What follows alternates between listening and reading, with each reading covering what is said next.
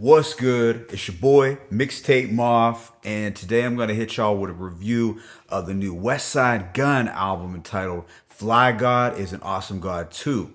Let's get to it.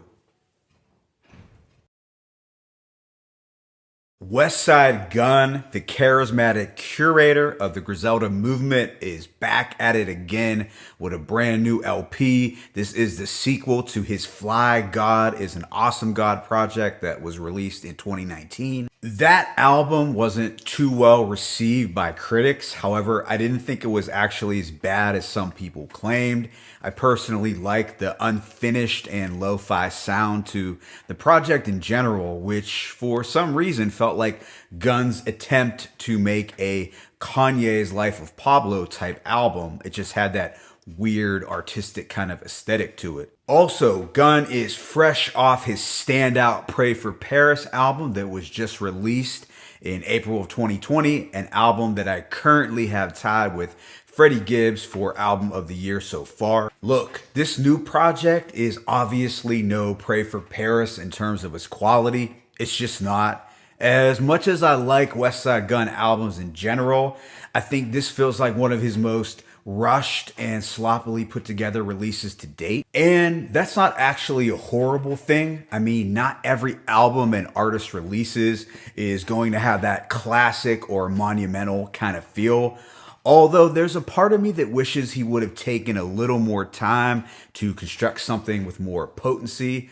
Still, it's not a whack project. The features on this thing are actually what saves the day. We got Stove God Cooks on 3 tracks, which in theory is pretty dope. Keisha Plum got 2 features this time around. There's a track with both Benny and Boldy James, one with Rome Streets, who I can't say I know a whole lot about, but he can definitely rap. And one of the newer additions to the Griselda roster, the female rapper Armani Caesar. This album is just over the 30-minute mark. It's a fun listen at times, but nothing epic feeling. Sure, there are some impressive bars being dropped by Gunn. Yes, I said Westside Gunn. Benny the Butcher, Stove God Cooks, and Boldy James, and some colorful instrumentals as well, but that's about it. Anyways, let me get into a track-by-track breakdown. The intro, Praise God, produced by Derringer, features Double A Rashid dropping some spiritual jewels. The inclusion of Double A Rashid reminds me of the days when Papa Wu would lace Wu-Tang members with his deep and metaphysical wisdom.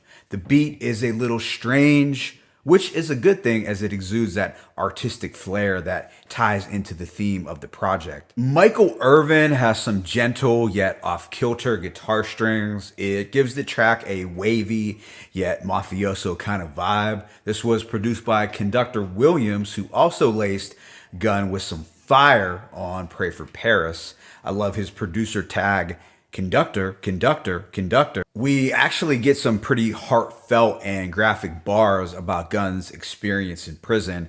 It's something to check out as he's actually rapping quite well here. He also posed the question, you ever cooked half a brick in the air fryer?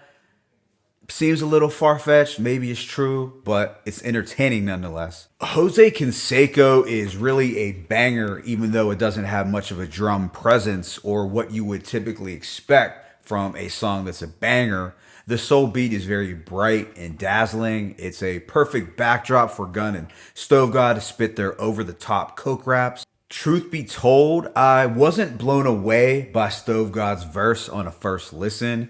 His rhyme scheme was a little different here, and I feel it made his flow seem a little choppy and less fluid. But after going through it a few times, it did grow on me. But I wouldn't say he snapped here, considering some of his performances throughout Reasonable Drought. It's still good though. Conversely, I thought Stove God killed the opening part of his verse on the following track, One More Hit. He states, Stove Jesus, I was cooking for 3 days and then it rose up out the pot. Hove was on the box. The Evil's verse 2, shit touched my soul. I had to stop. I thought that was super clever and appropriate for the religious, or should I say sacrilegious imagery that he was trying to convey. This beat has more of a grainy and lo-fi quality. It's another soul sample, but the vibe is moodier than Jose Canseco. I really dug the sound effect of the turning up of the gas on the stove burner right before Stove God was about to rap. It definitely gave me a Purple Tape vibe. This is followed up by the Sadhu Interlude. In fact, there are two of them on the album. I wasn't super into any of the interludes or skits this time around, to be honest, so I'm not going to take the time to address any, as they really didn't leave much of an imprint. Up next is Little C's, which features the brand new addition to the roster, Armani Caesar. I think she left a fairly good first impression for me. She can definitely rap. I want to say she reminded me of a cross between Lil' Kim and Nicki Minaj. I was getting those vibes from her. There was something about the instrumental that put one in mind of Dr. Bird's from their Griselda album. Maybe it was the drums, but the comparisons were eerily similar, although the bells had much more of an easygoing tone here than the sinister ones on Dr. Bird's. The Derringer produced Buff's verse Wires contains some of the best bars on the whole project. I like this smooth production from Derringer as it evokes a hazy and almost California-drenched vibe. If I didn't know any better, I would have assumed The Alchemist or Evidence had made the beat. Boldy James is floating on this instrumental. So far, Boldy is 2 for 2 in terms of killing his features on the last two Westside Gunn albums.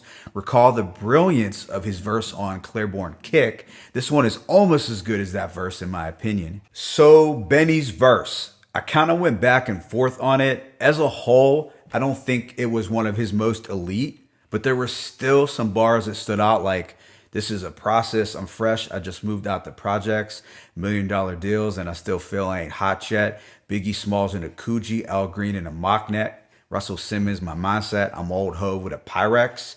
I thought those lines were super dope, but I didn't feel he snapped on the whole verse. And this was no shade, because I fuck with Benny, but I wasn't like, oh shit, the whole way through his feature. If we are talking about someone who actually snapped, it would be Boldy for sure. But that's just my opinion. You might think it was one of Benny's better verses, but still, it's one of my favorite tracks on the project. The record Bubba Chuck has this vintage sounding jazz loop. The energy is pretty lively. I think this showcases one of Gunn's stronger verses on the album. Not his best one, but maybe like his third most attractive verse on the tape. He is killing it with the fashion and 90s NBA references for sure. Stove God ultimately had the best verse, which really shouldn't serve as a surprise. I liked his lines, drop top came with the bees like Candyman, and dope fiend's arms tied up like the ultimate warrior. Next up is Drive By Love, which I really don't know what to say other than it's essentially a porno on top of a luxurious piece of boom bap. What really got me was when Gunn said, I'll be your Larry David. Like, what does that even mean? Keisha Plum's spoken word piece was satisfactory here as it fit with the theme of the song. Unlike her sadistic poetry on the following track, Rebirth, which displayed another one of her murderous and vindictive poems that at this point to me is starting to feel like a gimmick. Like, don't get me wrong, I support what Keisha Plum is doing, but her appearances have felt less organic on recent projects. It's almost expected now that she is going to deliver some serial killer type of spoken word piece. But the track itself is very good. I like the Conductor Williams production. He incorporated a pretty slick soul sample. This might contain one of Gunn's best verses on the project. Like, check out the whole thing. I feel like he was definitely sliding on this verse. The closing track, Steve Behr, features a really impressive verse from Rome Streets. He definitely killed it. I can't say I'm too familiar with his work, but I'll be paying attention to what he's got coming up next as a result of his performance here. I think this was a strong way to close out the album. Overall, I give this project a rating of 3.8 out of 5. While it is indeed one of Gunn's weaker albums, it features some of his best bars to date. It's odd that he chose to put more into this one lyrically than he did on his really good albums, but I'll take it. This tape just feels kind of half-baked in general. Even the track listing, in which Stove God and Keisha Plum appear back to back on their respective features, that's either some sign of brilliance that I didn't fully grasp yet, or that it was simply thrown together at the last minute. The features were the highlight or saving grace throughout, although I was pretty tough on Stove God's and Benny's performances. That's not to say I didn't think they were good. I just was underwhelmed slightly given what they are capable of. There are some good moments on this album. Some of these tracks you might be able to add to your Best of Griselda playlist, but I feel as a whole, this project wasn't as strong as the first Fly God is an Awesome God in 2019. I really don't have anything else to say about this other than I'm looking forward to Conway's up-and-coming project, as well as the Benny the Butcher Black Soprano mixtape that is scheduled to drop at the end of the month. My favorite tracks include Jose Canseco, One More Hit, Buffs vs. Wires, Bubba Chuck, Rebirth, and Steve Behr. Let me know your thoughts on this project in the comment section below. Was this album dope? Was it a nope?